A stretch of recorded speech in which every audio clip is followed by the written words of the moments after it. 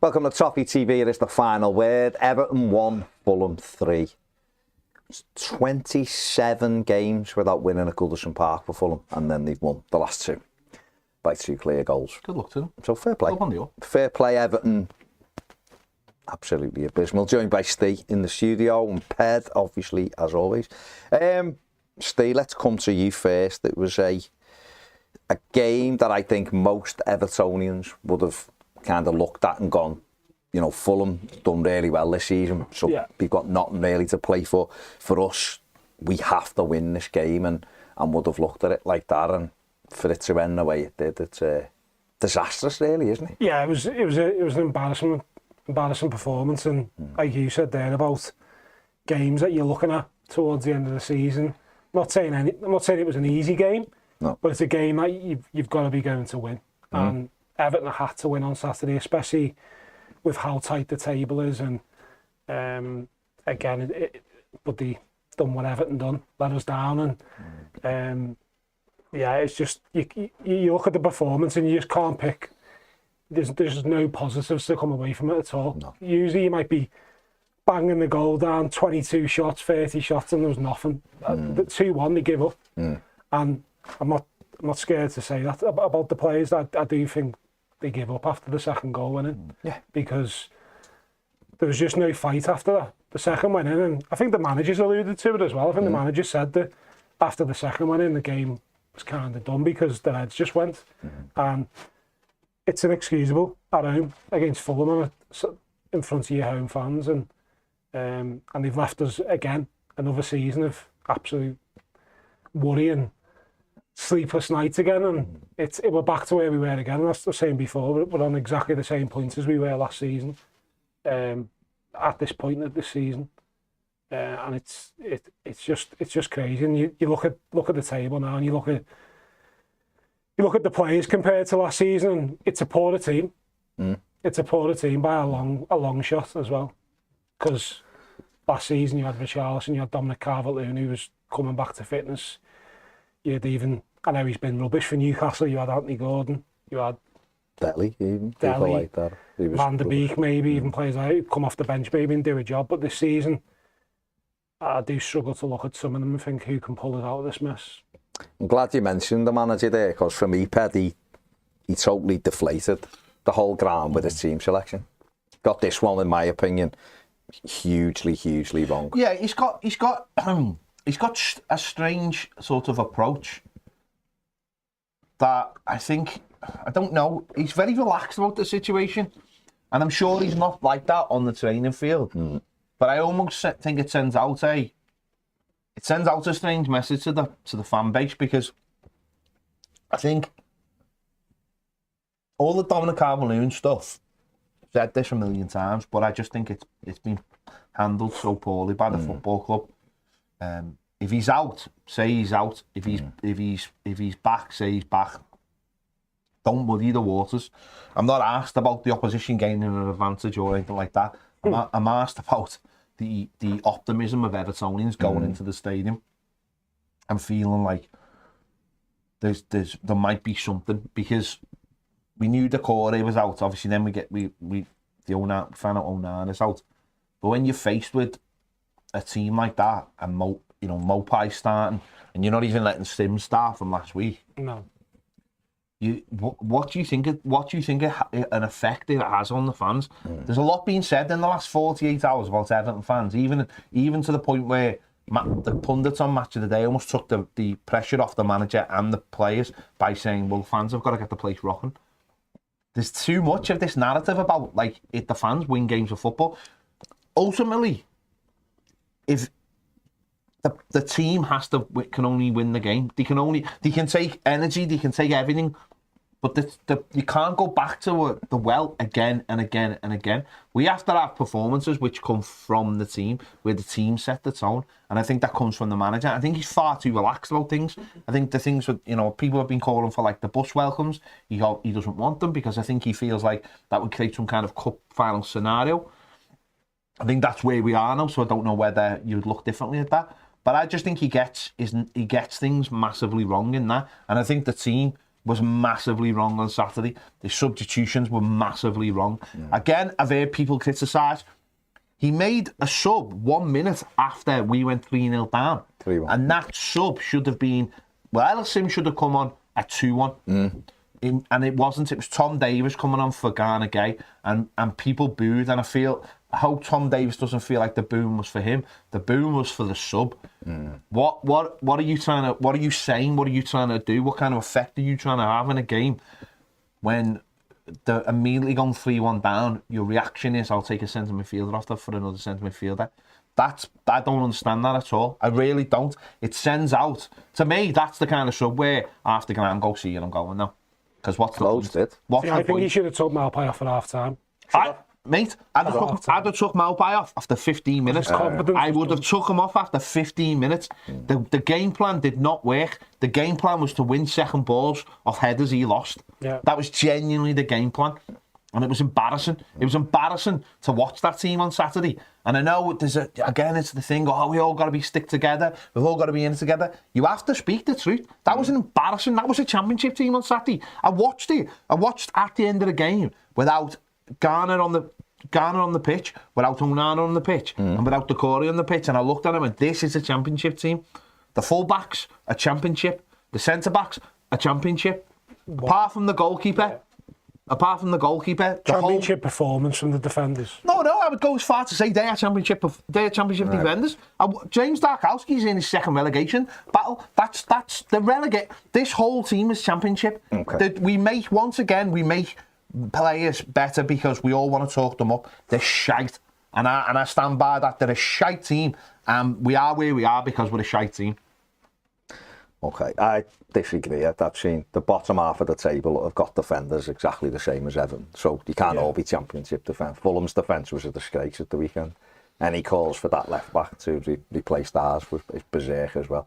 But I agree. Saturday. Have Anthony Robinson any day to be performing mate. Any day. I've got no problem. I'm quite confident. In my opinion, he's awful. Anthony Robinson. He's good going forward. He can't defend. But that's neither here nor there. At least he's got one thing going. We performed. You're right, we performed like a championship side on Saturday. It was awful. I think when you're picking a team in a game like that, yeah, it's great being clear in your mind, going, well, I'll keep the pressure off. I've no problem with that. He's experienced, he's done it. Let's be honest, most of his managerial career he spent down at the bottom of the league. So he knows it. He's navigated these waters with Burns. He had one great season where they were 7th. Yeah. And generally been bottom half. Sound. It was a difficult job to do. Small budget and all that. So I don't mind him being calm, but the team that he picked, if he wanted to go 4-4-2, if that was what his plan was at the weekend, for me, where I really struggle with what he's done so far in the last 2 games, not up until the thing here. No issue. We lost at Anfield, no problem. We lost at Arsenal. The way it is, these players have let loads of managers down. Anyway. So it was never a big issue. Villa at home was hard to take because we were the better team until they went 1-0 up. And then, a bit like Saturday, to be fair, but once they got in front, they took the game away from us. We don't know how to react. But I just don't understand. At Old Trafford, he done the thing I didn't think he'd do, which was we're playing in a certain way with a certain system which keeps us in every game.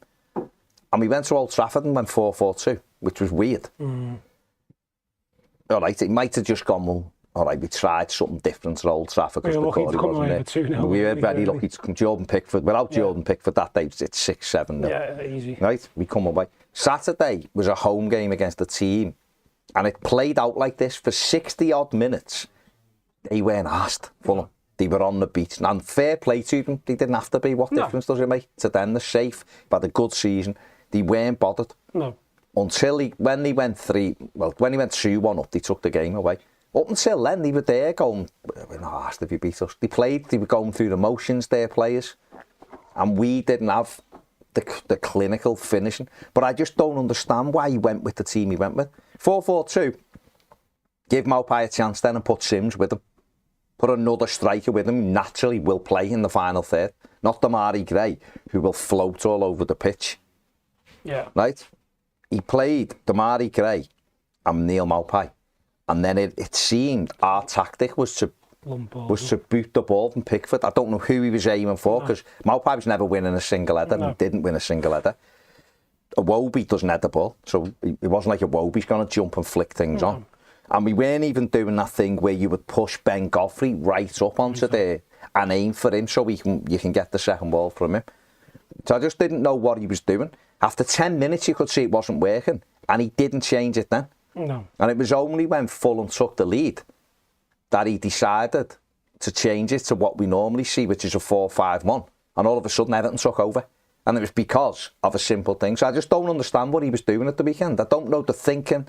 It also makes no sense because Neil Maupay's not been involved recently. No. He come on for 15 minutes at Old Trafford. Because Sims was a bit Because Sims tired. was tired and we had nothing else really off the bench because of injuries, etc., or whatever has happened. Didn't get on the pitch against Brentford, didn't get on the pitch at Chelsea, and all of a sudden he starts in it. That's what I couldn't understand. And I think I said to you on Saturday, to me the game was lost at 2:00. And people can argue and say, I just look at the team, Baz, and I'm sure Ped will agree, I just don't see there's anyone who's willing to grab the game by the scruff of the neck. Like on Saturday, that game was there, like you said, it was there. We're at 1-1. If someone grabs the game, we go on and win it. But no one did. We had an average striker. Yeah. We'd have been 3-1 up at that time. We missed. I'd go as far as if Rondon was up front for Everton would win on Saturday. And that, people might laugh, but he is a lot better than what's up there. Maupay's chance at 1-1, the header is bad enough. We've seen a right back score exactly the same goal yesterday in Dallow at United. It's exactly the same chance, and he just slots it. Of course he does. Mate, the header, it was bad enough. Yeah, and Tarkowski missed as well. It's bad enough, and then Tarkowski blazing over is shocking. He got it hit the target. Yeah. That's poor. But the one-on-one, to not just get it out your feet and slot it. He had the whole goal. He's too slow. He's thinking, I don't know what he's thinking about dinking it for. He just blast it past the keeper. He's not. If Leno somehow gets down and makes a great save, then he's done his job. He's tested the goalie. To do what he did was criminal. And it's just a poor finish. And if Everton would have gone in front, I think we win the game. And it was a crucial game. He isn't to blame for the fact we the 3 goals we conceded, by the way, which were absolutely diabolical. Let's have a look at got the stills of the first goal. If we just go to the first goal, because we hadn't started the game particularly well, but we'll have a look at the first goal if it comes up. Now, I don't know what's happening. Ned's messing around with stuff. Yeah. Right, let me know when you're ready, boys. Right, let me know when you're ready. But it was obviously, we started the game so flatly. Yeah. So Michael. Well, the manager said that, didn't he? And then Dave cut in, is it ready? And okay, so here we go. Here's the first. So the first image we've got. So they've switched the ball to Harry Wilson. Kenny Tete is going to make the overlap and run. And he made up some ground in Tete because he wanted something Everton's fullbacks don't do, by the way. They don't burst past. Right, so he's making the ground. Dwight McNeil's coming across. Now, I've got the arrows here. I've got obviously Tete's arrow where he's going to run. Now, Mikalenko, the arrow, is where he should be showing Harry Wilson. So keep him away from his left foot. And I've got the broken line is where Wilson wants to go with the ball. Move it on one. Wilson's come inside because Mikalenko's let him get it onto his favoured foot. McNeil's covering Tete. Now, I've got Harrison Reed, who scores the goal circled here. So we've got Garner, one side of him, James Garner. And we've got Michael Keane, who's the other side of him. He's in between Garner and Michael Keane. Tarky's further over. Take it on one again. He's still there, Harrison Reed, right? Harry Wilson's at the shot. So Michael Keane is now a yard away from Harrison Reed. Okay? The shot comes, obviously it hits the post. Yeah. Next one, hits the post, comes out. Now James Garner is reacting now with, I think it might be Pereira, who he's going in with. But Michael Keane, if he looks to his left, can still see Harrison Reed. Right? Ben Godfrey's there as well. There's no reason for Keane to go and get attracted to the ball because Garner's going in for a 50-50 with the player. Yeah. Harrison Reed is his danger. He's right by him and he's free. Michael Keane gets attracted. Go on one. Keane gets attracted to the ball, as you can see. He's heading towards that. But the ball now has gone through both of their legs and comes back to Harrison Reed.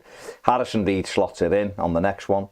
It's in the net. And I've circled Tarkowski and Pickford, who were both having a go at Mikalenko, because quite clearly, before the game, The game plan was show him onto his right foot, because he hasn't got a right foot, Harry Wilson. He's left-footed. And they're having a go at Mykolenko because what's he done? He's let him come in. And they could have put it up before. He'd already had a shot, Harry Wilson. He dropped to the edge of the box and it's a straight to Pickford, and Mykolenko was nowhere near him. And so that quite clearly, that instruction in the dressing room has been, do not let him onto his left foot, and certainly not by a simple action of a fullback overlapping. And it's that kind of thing that when you're giving players instructions at this level, simple, they can't, it's kid stuff. It's simple, that though. Isn't it? It is simple. Don't know. He's woeful. I'll be honest, he had his worst game I've seen on Saturday. He's just woeful. It's a woeful fullback. I think there's a reason, isn't it, that why a centre-back's been playing at left-back recently. Yeah. And I think maybe, like you said, and I thought exactly the same when I saw it, that's just basic football. If a left-footed player is coming at you, you show them onto the right. That's just, that to me, that's easy. And he has got a decent dig on him, actually, Harry Wilson. He has. Listen, the only thing the kid's got is he strikes a ball beautifully, exactly. And he does. I also do think James Garner could get ahead of Pereira there as well, you know. I just don't think he's strong enough. Sorry, I'm not a Dolphin Garner fan, that was poor, but Michael Keane as well. We've said this a few times, right? Deal with the danger though. Who's the danger in this? Right, you're free, a Fulham player. I've got to keep an eye on you, especially if Ped's marking the foot. I've got to look at you as well. I can't be attracted to the ball and leave you on your own. Cool. Right, Garner, you're right, should have reacted as well. Stronger, that's it all comes because the first line of defence has allowed the thing. I remember it happened years ago. West Ham beat us 3-1 and Jarmolenko scored, and Luca Dean showed them the only danger he had. He showed them inside and he curled it in. Yeah, he did. And I remember they had a go at Dean, and I remember them doing some work with Luca Dean about that identifying. Do not let them inside. But I imagine a manager as Sean Dyche's detail, it would have been to Mykolenko before the game, do not show him inside. And he's done the one thing. If he shows Harry Wilson on his right foot, then McNeil's already got Kenny Tete. They're forcing him out this way. If Harry Wilson crosses it with his right foot and it's a great ball and they score a header, then you look at the people in the middle. Exactly. Or go and stop the cross. But he doesn't. He stays too far away and allows him. Once he's come inside, the danger's there. And you know what? When you watch it, Harry Wilson doesn't do a lot either. All he does is knock it inside. He doesn't even have to have a little bit of skill. No. He just knocks it inside, shifts it, and it's a good shot, to be fair to him. But it was just, that was like, that was a kick in the ball straight away, wasn't it, to go a goal down? Yeah, but we hadn't done anything, had we, up to that point. We just let them control the game. It was easy for them. There was no pressure on the game, was there? Were you surprised by that, though? I don't know whether I was surprised. I just didn't feel like there's anything in that team that's, you know, it's dead hard to put your finger on, but we just have a team. I think without Seamus Coleman playing, that person who's going to get people up and going, I don't know, there's a lack of leadership. I don't think you get that from Garner. He plays his own game. Just a Garner guy, and I thought he did well on Saturday again. I just don't see that sort of when there's a lull, someone grabbing hold of them, and I don't see players doing it for themselves either. You know, I have a real issue with some of these players, the way they just let the game pass them by, and there's players in the side who, for me, I mean, sometimes you can look at their numbers and people go, look what he's doing this, or you think he's the problem, and I just don't see any of them grabbing hold of the game. And obviously, when you've got a centre forward who you're banging it long to, and obviously he's not going to win. I do actually feel sorry for Mopai in a way, because you're knocking a ball to him, knowing he's not going to win it, and then you're asking other people to pick up the bits.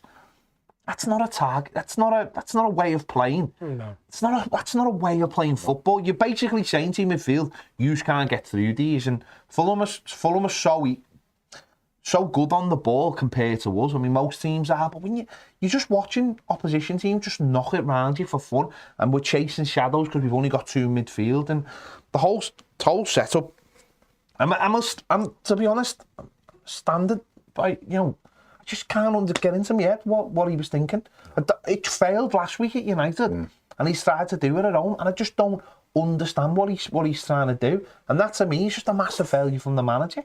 It's just Honestly, after 15 minutes, I could have made 3 shots. Yeah, honestly, easily. I took Ben Godfrey off after 15 minutes. I took Malpai off after 15 minutes. And so would have took Michaelenko off as well. But you could look, we were chasing shadows. And that, to me, is where you have to get hold of a game. And after that goal, he did change things. He moved Iwobi more inside. And He went 4-5-1, didn't he? Which is what he should have started.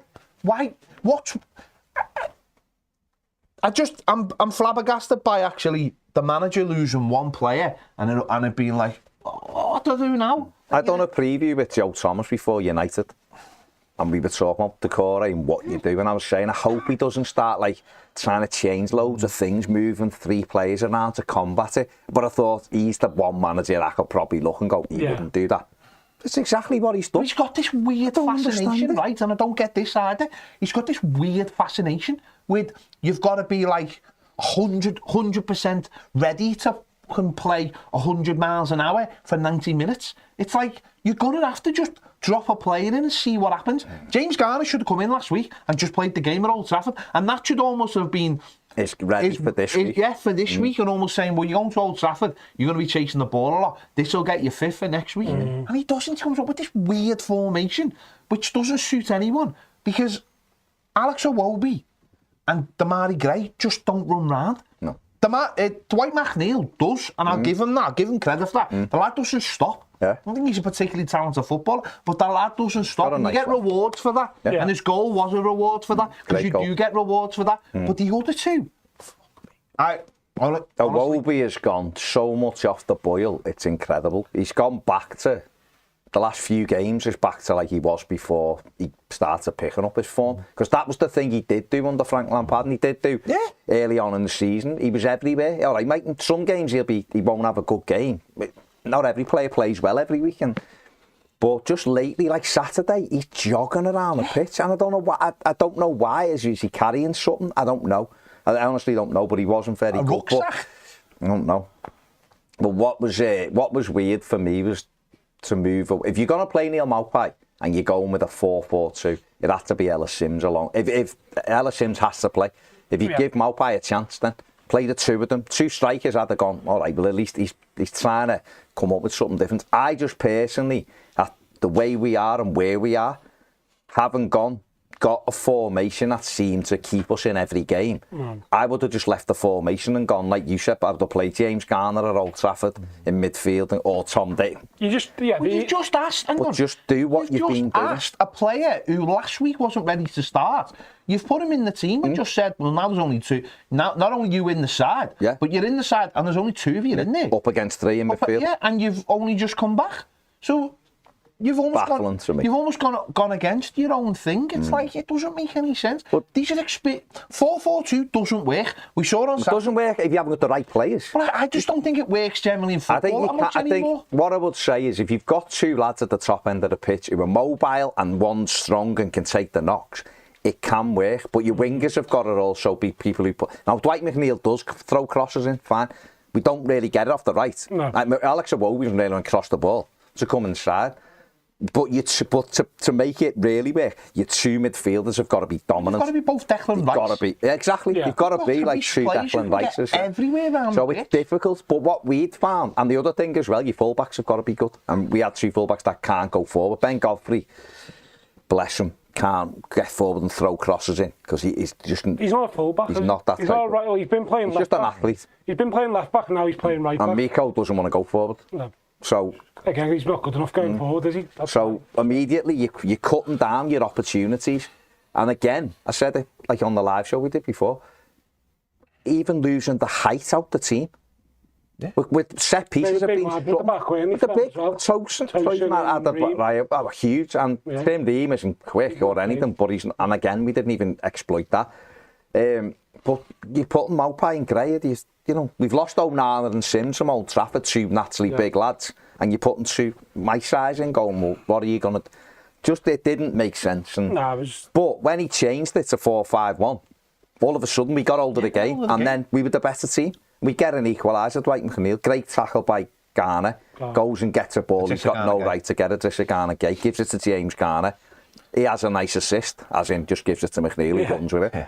And he goes on a great finish. And Dwight McNeil was, I give him man of the match. I thought he was Everton's best player with Idrissa Gana Gueye. But it was a lovely finish, 1-1. And that seemed to, we picked us up then, and they did look like they were just like, oh yeah, whatever lads, you just need the points and we're safe. Because it was all Everton. And yet we then go and miss opportunities, which why it drives me mad why he started with the formation the way it was. I know. Yeah. If Malpai scores, then Everton go on to win the game comfortably. Yeah, I think so. And obviously James Tarkowski missing that chance and the header from Malpai as well. But it's just, like I said before, it's just no players being brave enough to grab the game. Damari Gray, I thought, was really poor on Saturday. Yeah, he was. I thought bit come across as a bit of an attitude problem at times. I thought very, I don't know, just a bit lazy at times for me. That's just the way I seen it. And these are the type of games where you need players like him because he's got pace. We know he can pick the ball up and run, but he just doesn't do it enough. No. He just doesn't do it enough. And these are the type of games where you need players like that, because the reality is McNeil's not that type of player where he's explosive and he'll run past plays. McNeil will get out his feet and get it in the box. Yeah. But for him at the weekend, for McNeil, he's looking up and just seeing Malpai in the box and he's thinking, and he's seeing these 6'2", 6'3" centre-backs next to him. That's where I look at what you said there about the first 15 minutes. That's where you got 5 subs for now. You can change games early if you want to. I think you don't need to do. Yeah. You don't have to rely on 3 subs anymore. Yeah. You've got 5. So if you realise after 20 minutes, fuck, I've made a bad mistake here today. Change it. Just change it. And the reality is, the minute Malpai missed that chance, his confidence was done. It was done. Then. It was done. And he should have gone off at half time. He should have. The change should have been done at half time. And the thing for James Garner as well, he looked better when he went in a free. Yeah, he got more control on the ball. And he wants to go forward. He got overrun in the 2. But we'd get overrun all the time. 2v3, don't we? And he hasn't played, and again, this is what we're saying, he hasn't played for a while. He hasn't really played Premier League football. No. He hasn't played He's a young lad. He's a young lad making his name. He's played Championship football for most of his career. So to put him in at 2 is tough going against a decent Fulham midfield. Paulino's had a good season. Pereira's had a good season. But to me, that sets the tone though, because then you know that the opposition will have loads of the ball, certainly early on, and that in the crowd, because it was flat, wasn't it? Settled. I think the team made it flat. It was. Being outside 2 o'clock and people going, "We've seen the team," and it's just like people like, what? Like, you know, people, even things like Ben Goffey's playing right back instead of Patterson. Like, what? Yeah. You know, it just create, and then because people have built the game up so much, it's like, it's a must win. People have got in there to, we'll win this, it'll be no problem. It was that thing of like the realisation, oh, this might be a tough game. And once they get once first 15 minutes and they're getting into the start, just knocking it round, and it's easy for them. And they've gone with Dan James, so they're looking for the ball over the top after last week. And it's things like that. I think as a manager, you have to understand things like that. Yeah. I think you have to understand the impact of what your crowd can take. But we've got 3 more home games. We're all very conscious of who our home games are up against. 2 against the top 4. And we're very conscious of what our away form is like. We understand we all understand the ramifications of being relegated. We're not stupid. No. Every little decision affects the mentality. People can go, oh, why aren't the crowd doing this and why aren't the crowd doing that? Because people are worn out. People are fed up. People look at the situation and think, there's no getting out of this. It's great going, oh, we should all be positive. But when you're in a game and you start seeing, you go, Mopai, and Pickford's getting the ball and he's going long. It's draining. It's draining as a fan. You just sit there going, what are we going to do? You know, the drop off. It's the drop of a player for me, even compared to last season. Yeah. The drop off from Richarlison, Calvert-Lewin to now Malpai and Sims is pretty big. Yeah. Of course it is. Yeah. It's pretty. It's a huge. It is championship drop off probably. It is. And even the bench. And that's the thing, when as much as Richarlison done people's heads in at times with his antics and stuff like that, he'd grab a game. It's a talisman. He'd grab a game. He'd go and he'd just go and push someone and get in the face and stuff like that. That's what everyone thought they were getting with He just scored at the weekend. Yeah, Put it that and this is the problem. I think this is the way people are losing a bit of hope because they're looking at the players that we have now. And the other thing that as well, chance there, but no offence, the chance, I'm not trying to kill the lad because I'm sure he's probably feeling it about Malpai, but that chance is an easy chance for the centre forward. Of course it is. It's not like it's a different... You're a striker. You work to be one-on-one with a goalkeeper. That's what you want. You want you against the keeper. You back yourself. Because otherwise, what are you? If you, do you know what I mean? You don't want lads in front of you. You want to be clean through with the goalie and you just pick your corner and you finish it. We've seen it earlier in the season against Villa at 0-0. Yeah. When, I mean, McNeil turned away from goal that day, I don't know why, but when he gives it to Malpai, the whole corner, and he doesn't want to hit it, he wants to take a touch, and he tries to bend it, and it's a simple catch. These are big opportunities, right, for strikers. It's what you work on. The problem is, like Pez just said, we can't. Our game plan can't be if the team's not great, the fans will get us out of it. We're knackered. We've done it last year, and they have to remember this. Right, last season was an anomaly, right, for us, because for years, the first time for years, don't want to hear 2017-18 season with Allardyce. Everton were 9th on December, whatever it was. So we weren't in a relegation battle that year, right? The first time last season we've been in a genuine relegation battle since Moyes' first season. Well, we were safe for 5 games to go. No, but we were still dodgy, wasn't it, going into them games, right? Yeah. Sorry. Right, so it's been a while, right? Years. So last year, everyone did go. The fans, it was all on the fans, did go. These need help. These aren't good enough. Let's do it. And people put every last drop of energy and organisation, and they grabbed this team that wasn't good enough. Got everyone together, didn't it? Everyone was together, and we all went, let's get it. And then we all got to the end of the season and were knackered. We were destroyed because we'd done it with 1 game to go. For it to happen again the next season without going and getting players who needed goals, and this has just all gone on, and it's all been the same, infighting with the board, everyone hates the board. Don't sack a manager in the middle of a transfer window. Again. Don't replace him until near the end of it. Don't get anyone. It's bizarre. You would never ever do it. It would never happen. If it happened on Dream Team, we'd have all gone, that's bollocks, it never happened in real life. And we've done it 2 years on the run. Thus, we are where we are right now. We are here right now up to our fucking necks on it now. Really. And that you can't expect the fans to go like that again. Yeah, lads, we'll get you out. You can't. But what I would say about the fans as well, and like Dice mentioned it. And they are still trying to, by the way. That's what I was about to say. Dice said we had to give the fans something, and we didn't. He said that at his press conference, and you're seeing it today. Like, I think the fans do want to help again. There's fans out there who are dying to help. Of course they do. Who are dying to help the club again. Of course they do. Because for a lot of people, it is their life. But Steve, hang on, let me just ask you this, right? Ped's just said it. We're 3 Evertonians. We're all season ticket holders. Yeah. Right?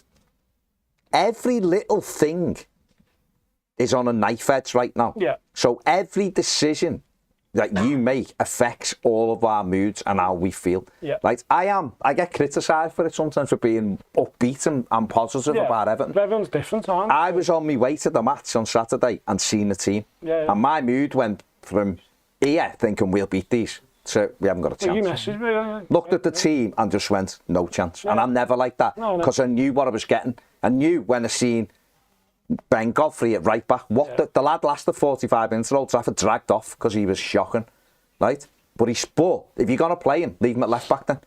Patterson should have been in. Yep. We can debate all day about Michael Keane.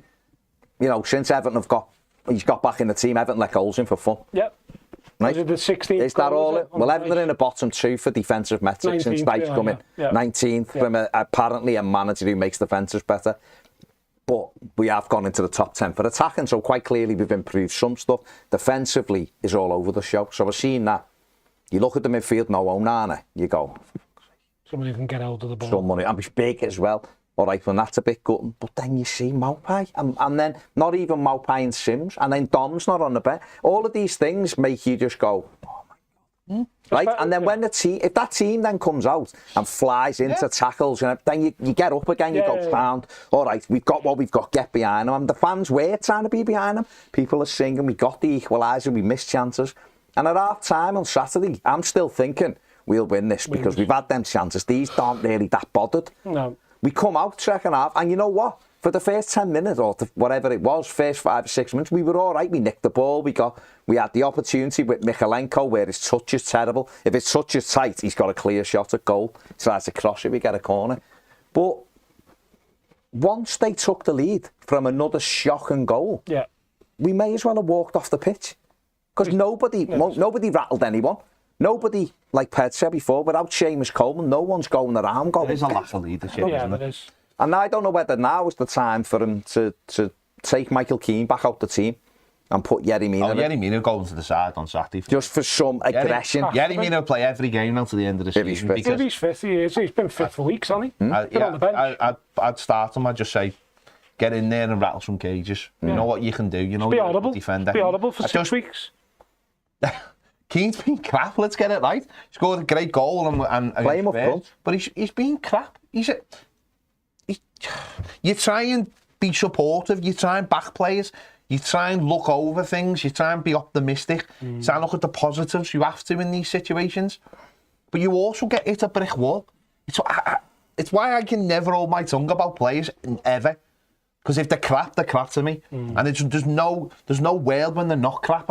I understand the idea of being positive, but you've got to at some point acknowledge who your best players are. And it's why I said to you last week, if Dom's fit, you have to play him. And you know what I mean? You have to grab older players and go, you're playing this week, and that's the end of it. And I'll name you in the team sheet, and if you don't play, that's on you. Do you know what I mean? I know that's not reality, but you have to grab older players and go, with 7 games left, Dominic Calvert-Lewin has to play against Crystal Palace. There's no ifs, buts or maybes. You have to play because we are hitting that place now where... Point of no return, Yerry Mina as well. Yeah, and that's what I mean, though. You have to hit that. I keep saying I keep saying with Mina, what if he lasts 15 minutes? Well, if he lasts 15 minutes, if he lasts 15 minutes, he lasts 15 minutes. You're hitting that point now of no return. You are in that position. And loads of people will believe that's at the point of no return. Looking at our away form and looking at our home games left. Fixtures, But you have to...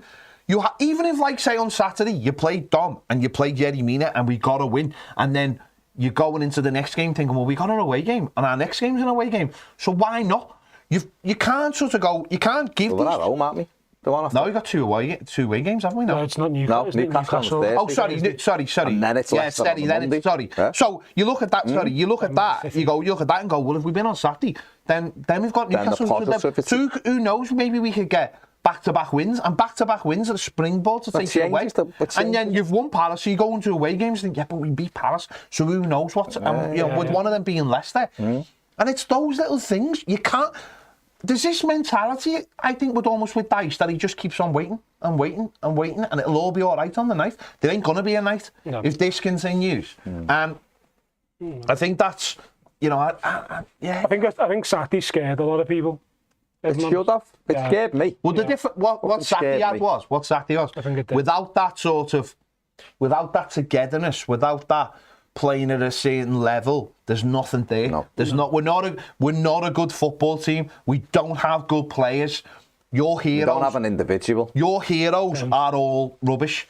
But I genuinely mean that though. Like, not very good. There's no people. You know what the problem with Everton are? The problem Everton have got players who are quite obviously good footballers, aren't they? The problem Everton have is these lads who people try to talk them up, and the real issue they have is there's no consistency, and that sets you apart from being a really good player to being a very average footballer. That's why Damari goes 1.5. There's no consistency. So Michael Keane might have a game where he plays really well and he bingoed one in against Spurs. He's got no consistency, so he's back to shipping goals in.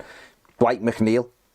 No, not Dwight McNeil. He's done all right, to be fair. But Damari Gray, he's got that thing where he can... I'd seen it at Man City, travels, boom, top corner. He's got no consistency. And the week after, Southampton give the ball away. Terrible. So the minute Everton... and when you take our best players out, the levels drop. The consistency levels drop. So you can't rely on it. So Sean Dyche, if he's thinking, well, we'll get to there, The games are gone. The games are flying. What scared me was that was the game I thought we'll definitely. I think a lot of people did. We will definitely beat them because A, they're all right. But it's all about Brentford are a better side than they are.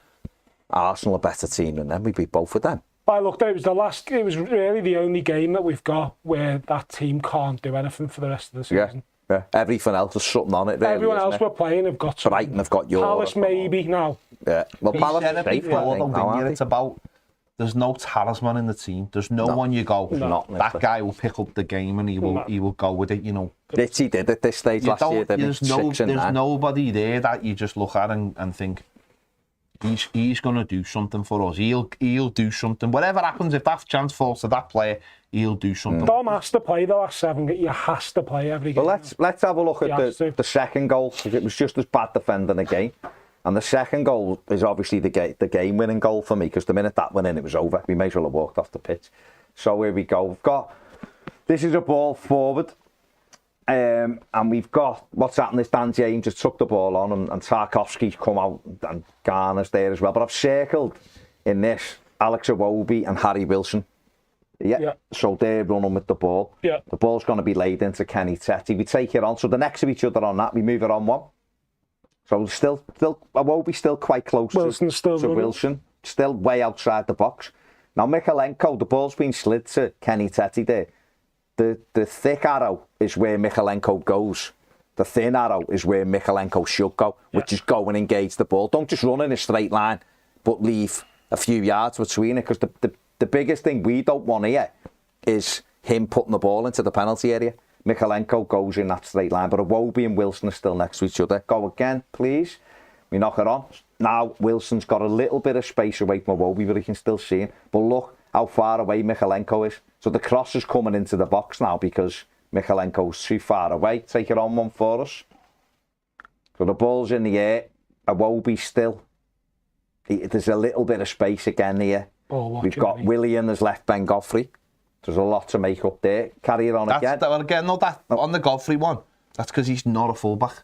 So he doesn't understand. He just needed to be a little bit further over. Doesn't understand the positioning of looking over his shoulder and seeing where that play, how far. I mean, people would say, right, as a fullback, you should be tucked in, right? Yeah. But not that far. No, in that position there. Who's that in front of him? Who's that in front of Michael Keane? No, sorry, Willian. Who's the right midfielder? Oh, Dwight McNeil, but he's got Anthony Robinson. He's got Anthony Robinson there. He should be further up, McNeil, but he's got Robinson.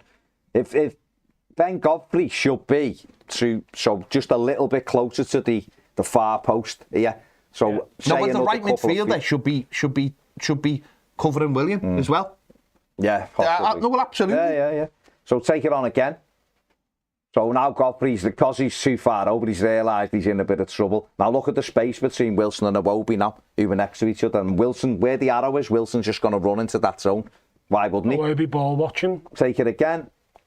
The ball's knocked back now. Now look at the gap he's got between them. Godfrey's out.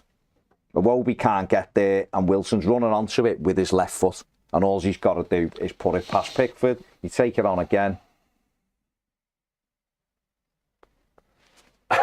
And that's again, Iwobi's miles away, and he just slots it. So basic again. It's the midfield as well. And that's it. If you're there as a midfield player and you've got a Fulham player next to you, you're jogging back. And when you actually watch that, right? You know, when you actually watch it play, Iwobi doesn't break his stride. He doesn't sprint. He just jogs into the box, and Wilson just runs to where the ball is. Alex Iwobi should be going, I've got to stick with him. Yeah. I've got to stick with him, and he doesn't. Desire, innit? Desire to want to stop a goal.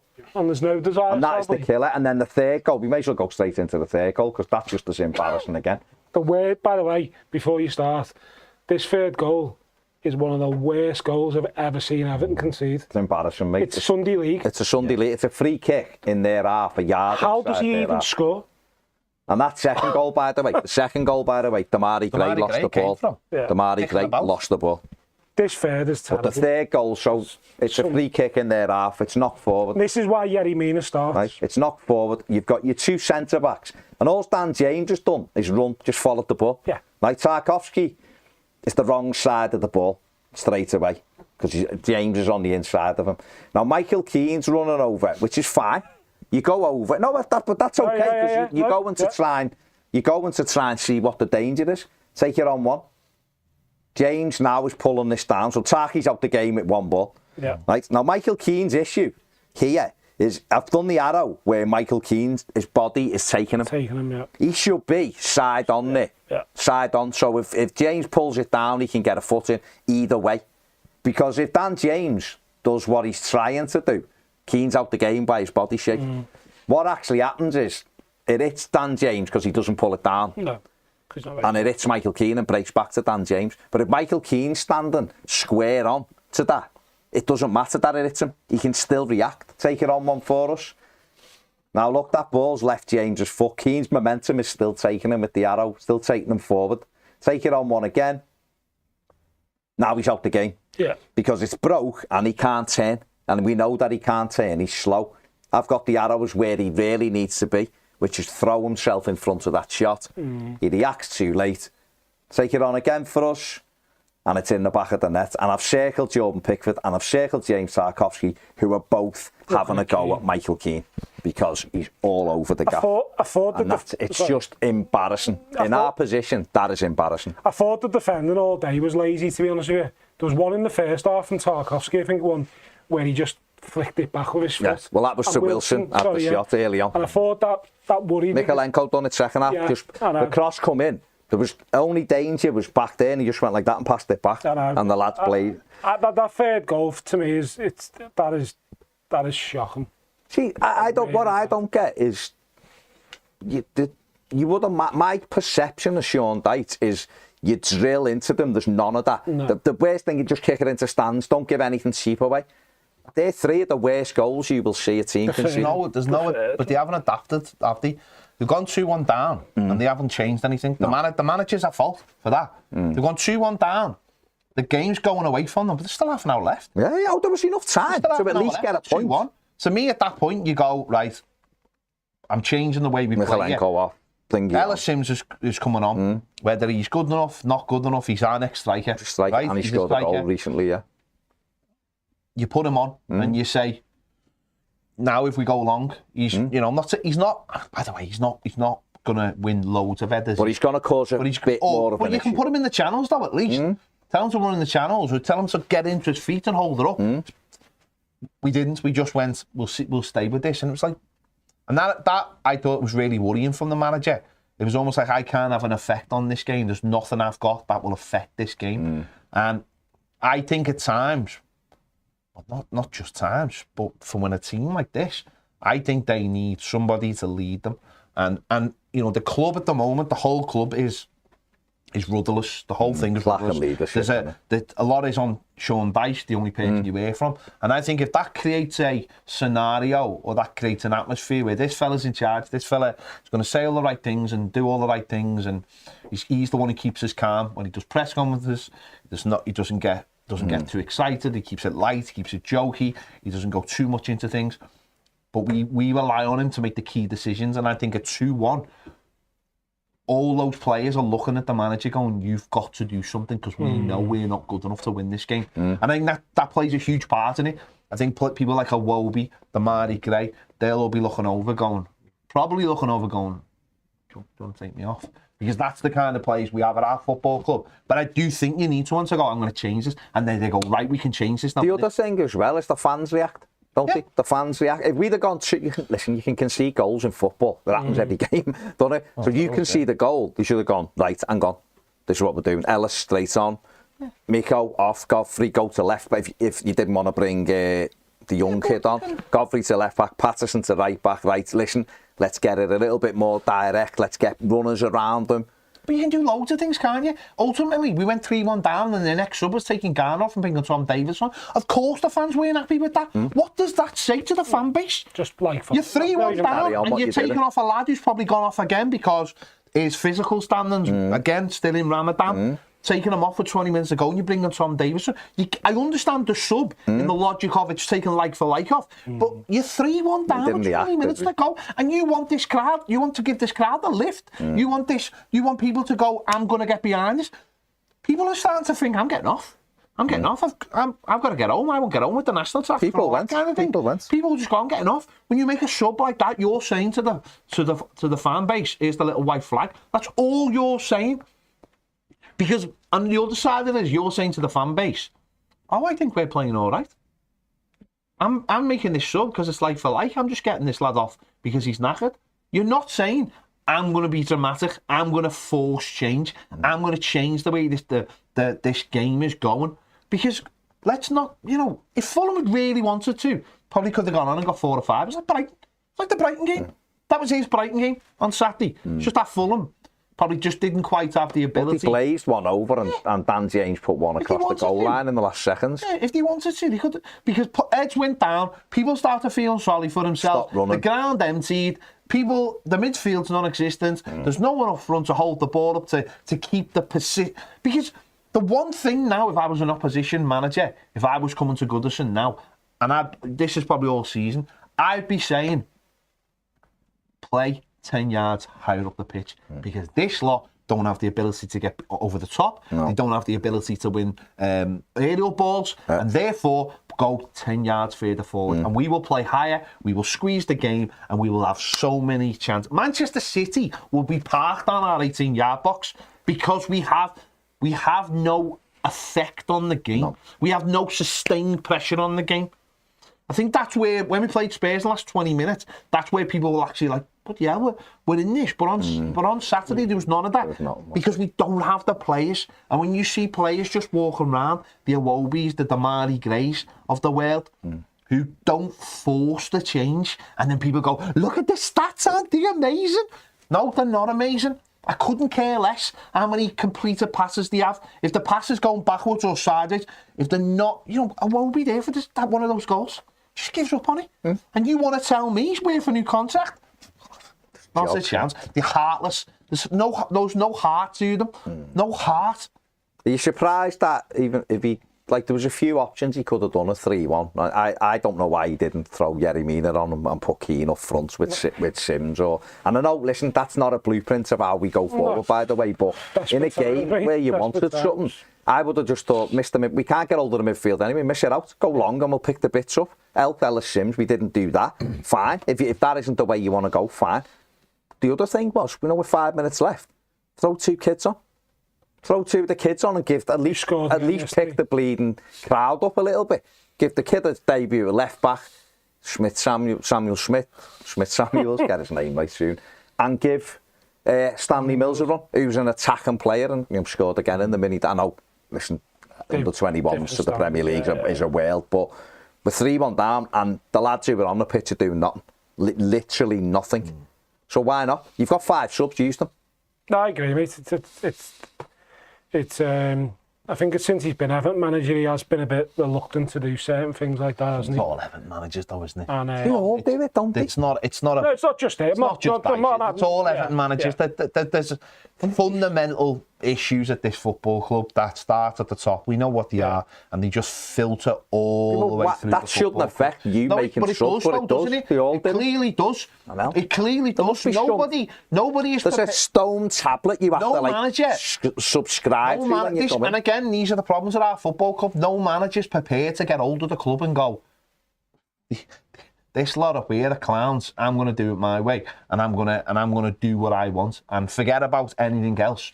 There just seems to be this set way of everything getting done at Everton, and all it leads to is this.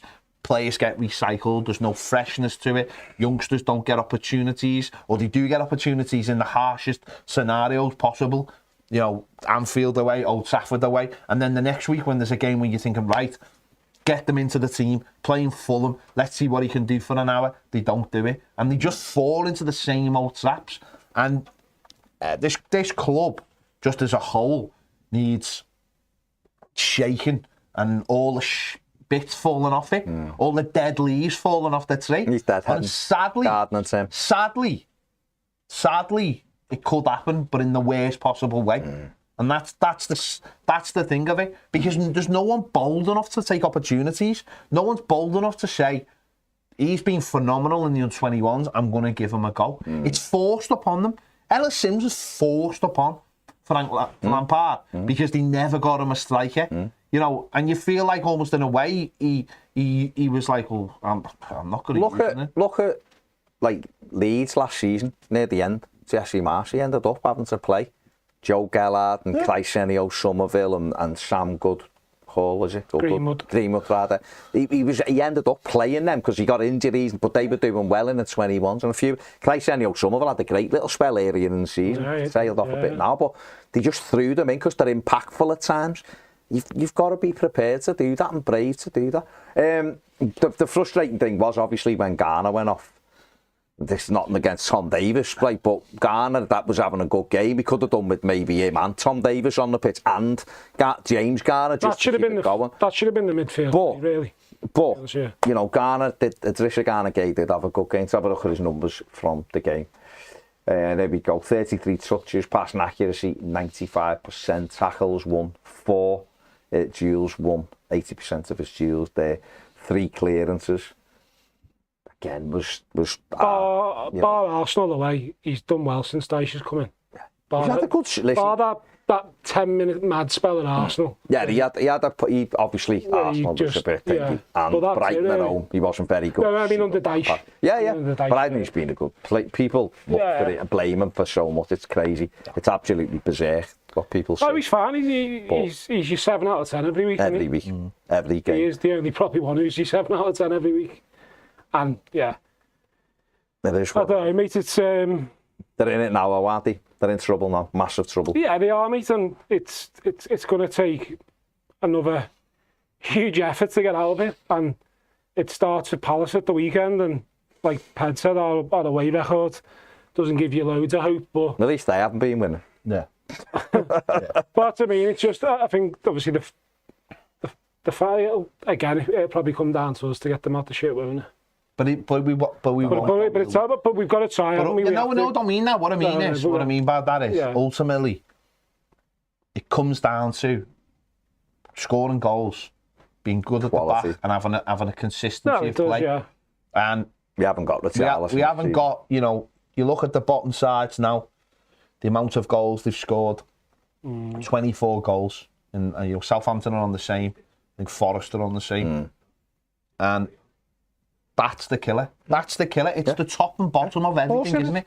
Because it's not just about finishing chances, it's creating chances. Like I said before, it's having a way of playing that keeps you on the front foot, that keeps the opposition guessing and thinking, we can't take chances. Fulham just, as I said, they just played in moments, passed the ball around. They never got out of second gear. And that's the worst thing, isn't it? When you've got a team who haven't really got much to play for. They haven't got their main striker and they come and score 3 against you. They weren't interested until they went 2-1 up. But that's what's worrying. That terrifies me. You're not interested in a game. And you win it. And then you win it comfortably. And it could have been 5. In the end, they should have scored 5. Their players went out for a game of footy. And yet ours were like at their maximum. And that ultimately... But they weren't though, were they? That's the thing, Pat. They weren't. No, I'm saying our players... They should have been. No, I don't think ours were at the maximum. You know what I mean? What I mean is that everything is... No, what I mean by that is everything is... You're right. What I mean by that is everything is like... You expect them to be at the maximum. Yeah, that's what I... And that's the serious... That's what scared me the most. It doesn't really scare me. I just think... It doesn't scare me because I think it's only... To me, it only scares you when you're surprised. Like last year, there's so much on it.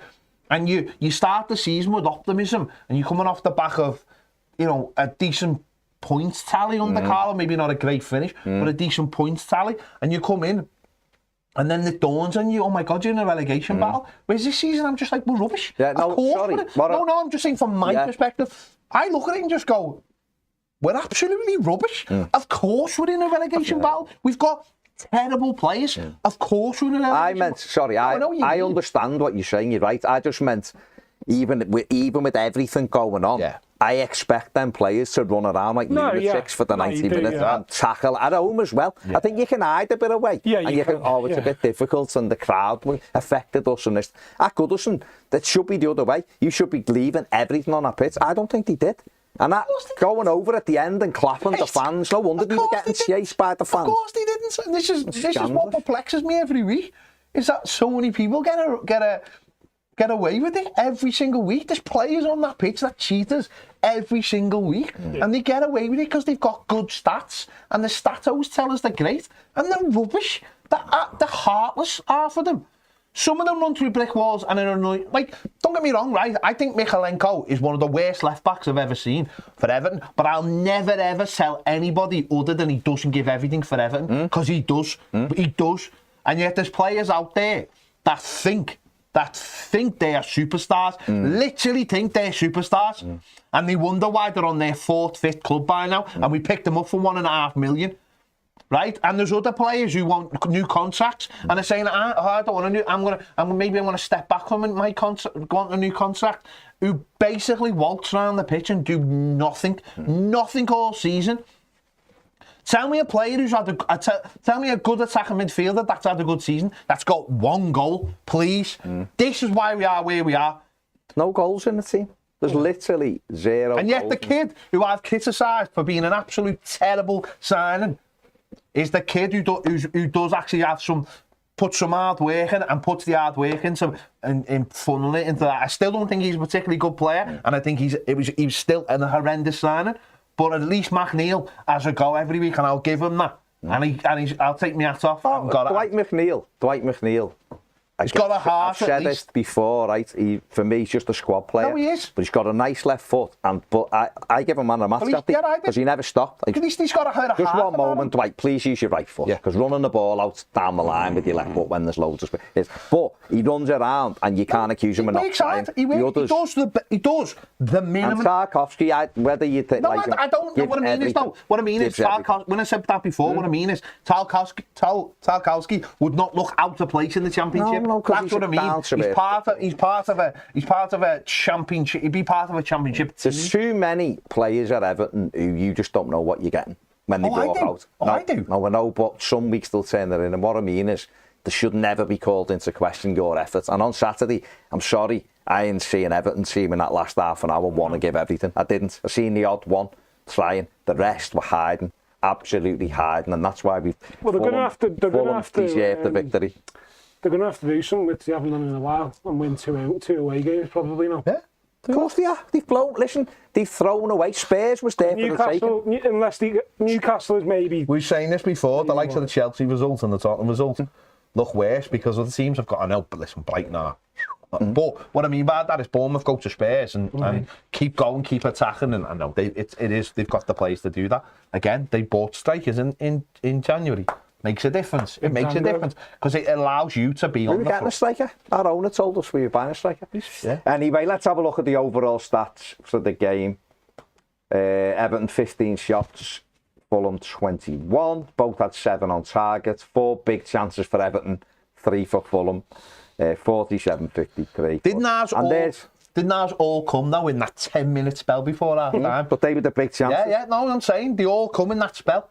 Damari Gray missed that sitter as well. Damari Gray, the one that he flicks wide, he's got it to target with. Could have got the game killed off in the first half, and once again, it's come back and bit Everton on the arse. So there you go. Terrible results, even worse performance, and lots of questions. More questions than answers now.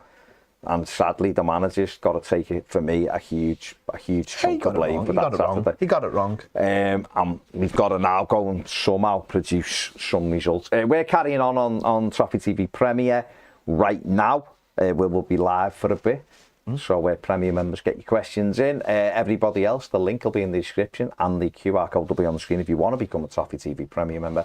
Otherwise, give the video a thumbs up and subscribe to the channel if you haven't. Let us know what you think in the comments below. See you later.